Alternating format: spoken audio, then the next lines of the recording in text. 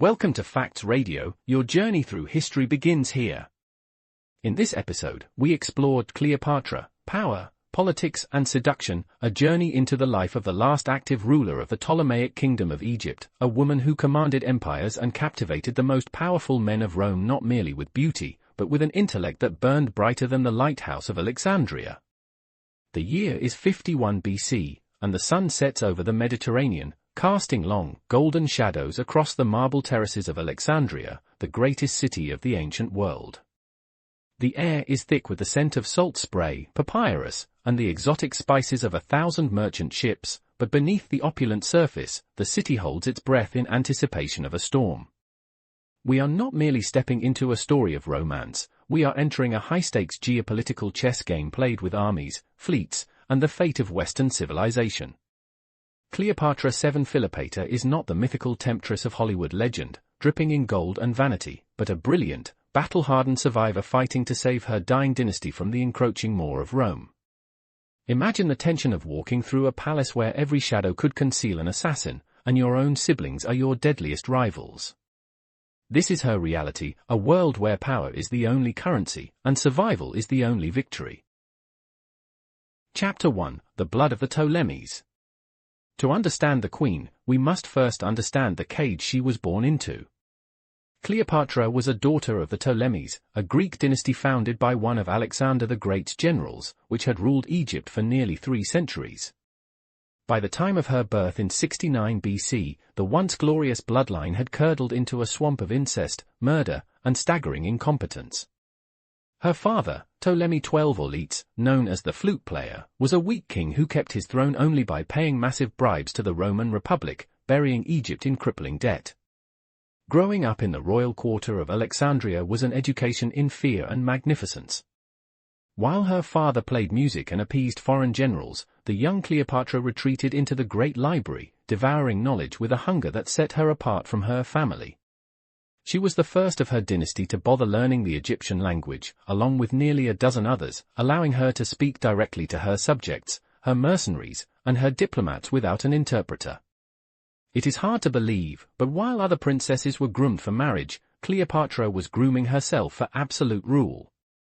She watched the political currents shift like the Nile tides, observing how the Roman Republic was slowly suffocating the independence of the Mediterranean kingdoms. She saw the ruthlessness of Roman generals and the duplicity of the Alexandrian mob, learning that in this world, perceived weakness was a death sentence. Her education was not just academic, it was a masterclass in survival, taught by the looming threat of assassination and the constant humiliation of her father's subservience.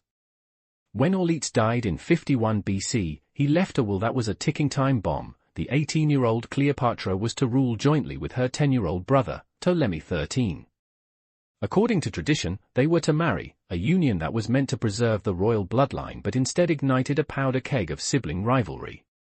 Cleopatra had no intention of sharing power with a child, nor with the trio of ambitious advisers who controlled him, the eunuch Pothinus, the rhetoric teacher Theodotus, and the general Achilles. From the very first days of her reign, she stamped her authority on the kingdom, minting coins with her face alone and dropping her brother's name from official documents. She was declaring herself the living incarnation of the goddess Isis, a divine mother to her people, signaling that the era of weak kings was over. But in the shadows of the palace, the advisers whispered poison into the young king's ear, plotting the downfall of the woman who dared to act like a king. Chapter 2: Exile and Opportunity. The coup, when it came, was swift and brutal. By 48 BC, the political ground beneath Cleopatra had crumbled, a famine caused by a low Nile flood turned the hungry mob against her, and her brother's advisers seized the moment to strike. Forced to flee the city of her birth, she did not run to a sanctuary to hide, but rather she ran to the deserts of Syria to build an army. Imagine the sheer grit required for a young woman, stripped of her palace and her luxuries, to rally mercenaries and tribesmen to her cause in the harsh frontier lands. It is a lonely thing, to be a queen without a throne, standing in the dust of a foreign land while your own brother sits in your palace. Yet, Cleopatra possessed a quality that her enemies severely underestimated: resilience. She gathered a force of exiles and rough men, promising them gold and glory if they could help her reclaim her birthright. She set up camp near Pelusium, the gateway to Egypt, staring across the sands at the forces of her brother, prepared to plunge her country into civil war rather than accept defeat. But the world was not just watching Egypt, the entire Mediterranean was convulsing as the Roman civil war spilled over its borders. Julius Caesar, the Colossus of Rome, had defeated his rival Pompey the Great at the Battle of Pharsalus, sending the shattered remnants of the old Roman order fleeing across the sea. Pompey, seeking refuge with the family of the king he had once supported, sailed for Egypt, hoping to find sanctuary with young Ptolemy XIII. Cleopatra, from her vantage point in the desert, understood that the arrival of Rome changed the calculus of everything. She knew that whoever secured the favor of the victor, Julius Caesar, would win the throne of Egypt.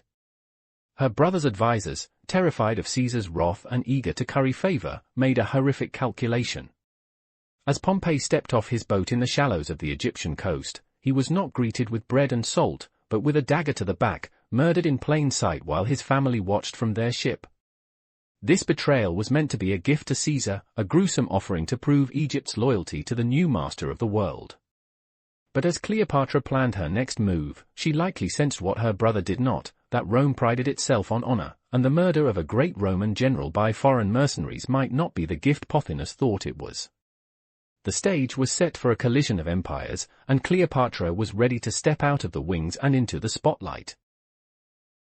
Chapter 3: The Eagle Lands. Julius Caesar arrived in Alexandria with a small force, acting not as a conqueror, but as an arbiter of royal disputes, carrying the weight of Roman authority in his very stride. He took up residence in the royal palace, effectively holding the young King Ptolemy hostage, and demanded that both siblings disband their armies and submit to his judgment. When he was presented with the severed head of Pompey, pickled in brine, the history books tell us he did not smile, he wept, appalled by the dishonorable end of his former son-in-law and rival. The city of Alexandria was a tinderbox, the streets teeming with soldiers loyal to the young king, while Caesar sat in the palace with only a few thousand legionaries. He was surrounded, outnumbered, and in a precarious position, yet he projected an aura of absolute invulnerability. For Cleopatra, stuck in the desert outside the city, this was the moment of truth. She could not simply walk through the front lines of her brother's army to meet Caesar. She needed a way to bypass the blockade, to bypass the guards, and to bypass the protocols that kept her from the most powerful man on earth. It is hard to believe, but the fate of the ancient world hinged on a daring infiltration mission that sounds more like a spy thriller than a history lesson. She knew that if she could just get into the room with Caesar, if she could just speak to him, her intellect and charm would do the rest.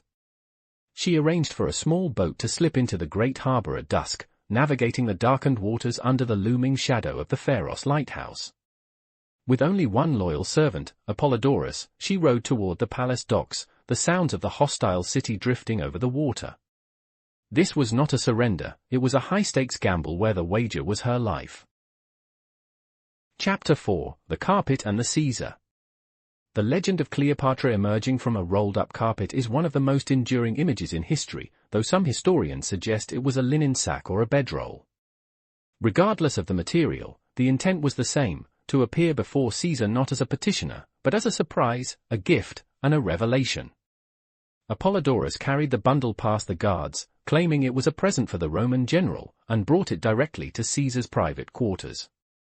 Imagine the silence in the room as the bundle was unrolled, and out stepped the 21-year-old Queen of Egypt, disheveled perhaps, but radiating the undeniable power of royalty.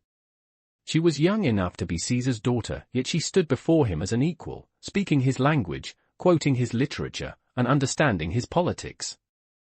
This was not merely a seduction of the flesh, it was a seduction of the mind.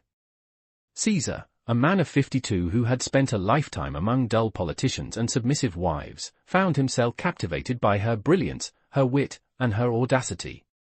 By the next morning, when Ptolemy XIII arrived to meet with Caesar, the balance of power had irrevocably shifted. The boy king threw a tantrum, tearing his robes and screaming that he had been betrayed, for there, standing beside the Roman dictator, was his exiled sister, now Caesar's ally and lover. The resulting chaos plunged Alexandria into a brutal siege, known as the Alexandrian War. For months, Caesar and Cleopatra were trapped in the palace quarter, fighting back-to-back against the massive army of Achilles. It was during this desperate fighting that the Great Library was accidentally damaged by fire, a tragic loss of human knowledge born from the friction of war. Yet, in the heat of battle, the bond between the aging warrior and the young queen was forged in iron. She was no longer just a client queen, she was the mother of his future son, and the key to the wealth of the East. The siege tested them both to their limits. They faced starvation, thirst, and the constant threat of being overrun by the mob. But Cleopatra stood firm, her presence legitimizing Caesar's intervention in the eyes of many Egyptians. When reinforcements finally arrived and broke the siege at the Battle of the Nile, Ptolemy XIII fled, only to drown in the river, his golden armor weighing him down in the silt, a tragic, heavy end to a short, bitter life. Cleopatra was now the undisputed mistress of Egypt, with the master of Rome at her side. Chapter 5: The Golden Nile. With the war won and her throne secured, Cleopatra did not immediately rush her Roman guest back to the austere duties of the Republic. Instead, she introduced Julius Caesar to the intoxicating majesty of Egypt, embarking on a legendary cruise up the Nile that would cement their alliance and showcase the incredible wealth of her kingdom. They traveled not on a mere ship, but on a floating palace, a thalamagos, said to be over 300 feet long and several stories high. Imagine drifting down the lifeline of Egypt, surrounded by colonnaded halls, hanging gardens, and shrines to the gods, all while the fertile banks of the river slipped past in a haze of green and gold. For Caesar, a man used to the rough camps of Gaul and the political grime of Rome, this journey was a revelation of what absolute power truly looked like. It was a calculated display by Cleopatra. She was showing him that Egypt was not just a granary to be plundered, but a partner to be respected, a civilization that had stood for 3,000 years before Rome was even a village of mud huts. It is hard to believe, but during this leisurely voyage, while the rest of the world held its breath, the 52-year-old dictator and the 21-year-old queen conceived a child.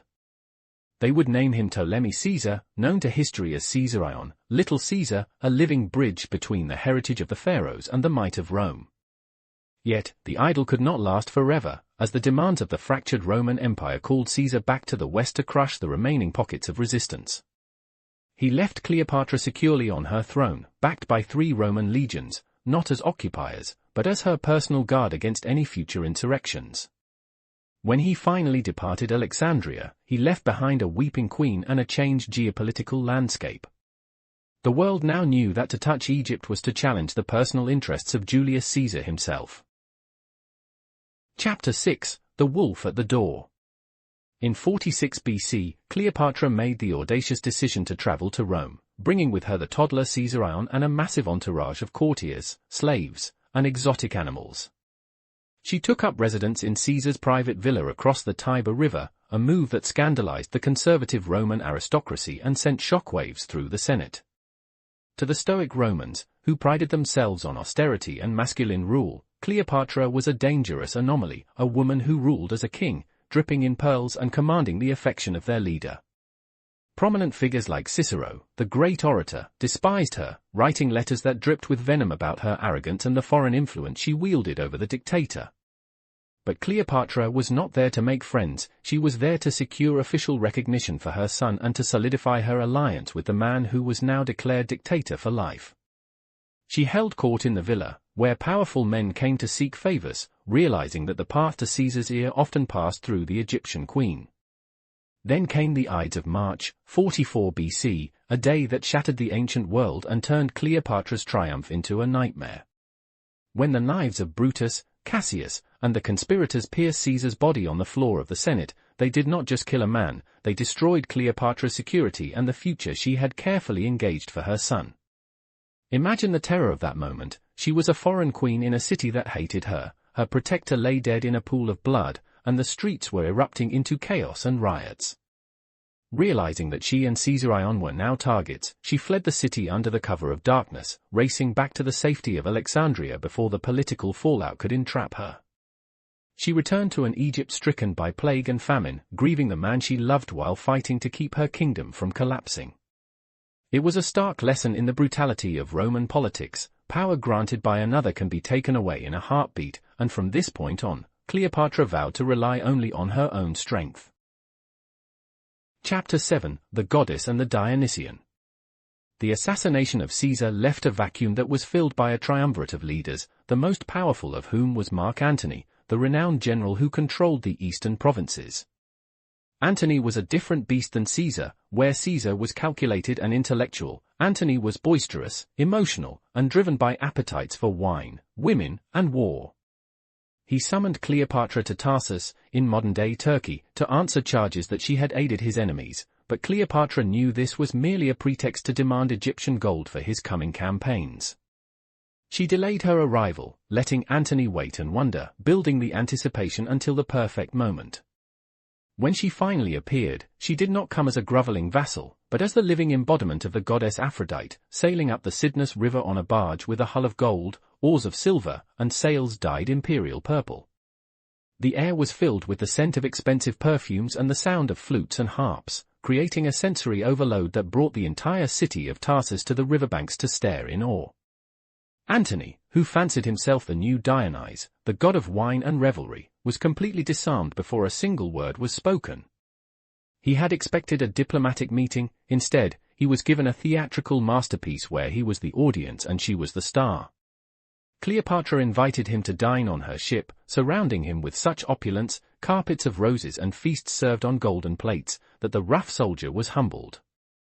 It is hard to believe, but in a matter of days, the dynamic flipped, the accuser became the suitor, and the legendary romance of Antony and Cleopatra began, fueled by mutual need and a shared love for the extraordinary. Chapter 8: The Inimitable Livers. Antony followed Cleopatra back to Alexandria, abandoning his duties and his wife in Rome to spend the winter of 41 BC in the arms of the Egyptian queen. Together, they formed a drinking society known as the Inimitable Livers, a circle of excess where they staged elaborate pranks, feasted until dawn, and lived as if the world outside did not exist. They were partners in every sense, lovers, political allies, and intellectual equals, and they seemed to feed off each other's energy, with Cleopatra often out drinking and outwitting the seasoned veteran. But this life of luxury was not without its political strategy. By binding Antony to her, Cleopatra was securing the might of the Roman legions to protect her throne and her children. In 34 BC, they staged a massive ceremony known as the Donations of Alexandria, a spectacle that would ultimately be their undoing. Seated on golden thrones, they declared Cleopatra the Queen of Kings and her son Caesarion the King of Kings, while dividing up Roman lands among their own children. To the people of the East, this was a restoration of glory. To the people of Rome, it was a slap in the face.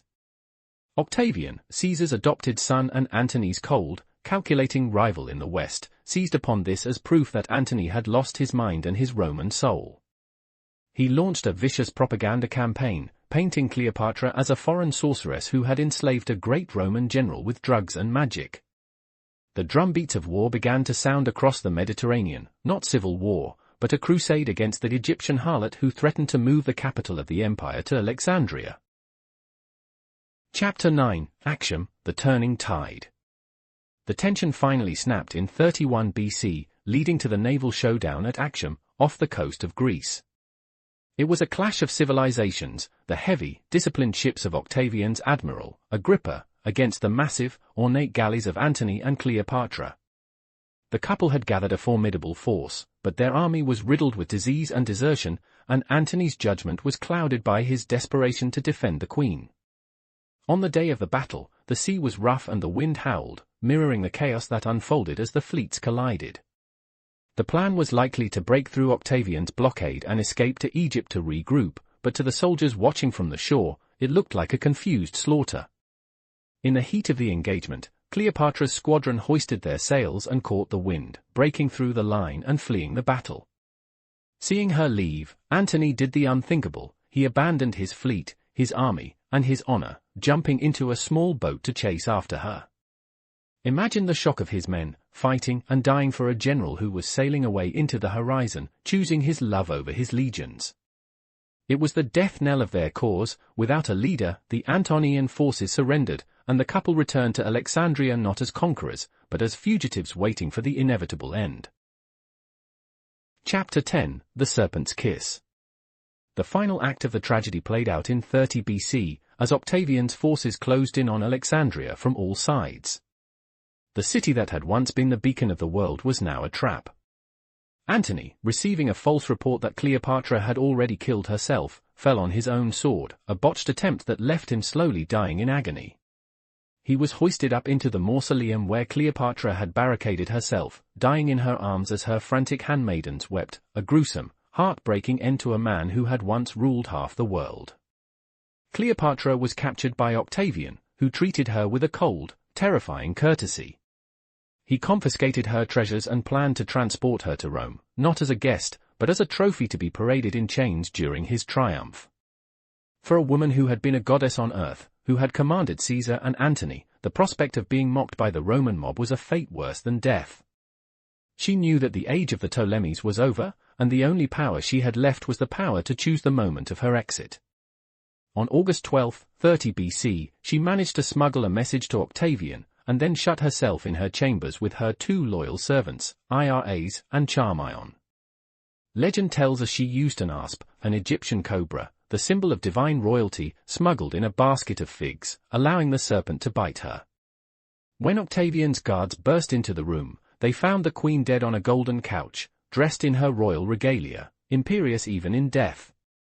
One handmaiden lay dying at her feet, while the other, Charmion, was adjusting the diadem on Cleopatra's head. When the guard angrily asked, "Is this well done?" Charmion replied with her last breath, "It is extremely well done, and befitting a descendant of so many kings." Closing summary. The death of Cleopatra marked the end of the Ptolemaic Kingdom and the final breath of the Hellenistic Age. Egypt became a mere province of Rome, its wealth funneled away to build the empire of Augustus. Yet, in dying on her own terms, Cleopatra denied Octavian his final victory. He could conquer her land, but he could not capture her spirit. For 2,000 years, her story has been told and retold, often distorted by the lens of her enemies who painted her as a villainess to justify their own ambition. But if we look past the propaganda, past the Hollywood glamour, we see a woman of immense capability, a scholar, a mother, and a patriot who fought with every weapon at her disposal to preserve her family and her country. She navigated a world of violent men with a brilliance that terrified them, and in the end, she remains the only one of them who is instantly recognizable by a single name. She reminds us that history is not just a record of battles, but a tapestry of human emotion, ambition, love, fear, and the enduring desire to leave a mark upon the stars. Thank you for joining us on this journey through history. If you made it this far, you're the reason we keep going. Please subscribe and help us continue sharing these stories with the world.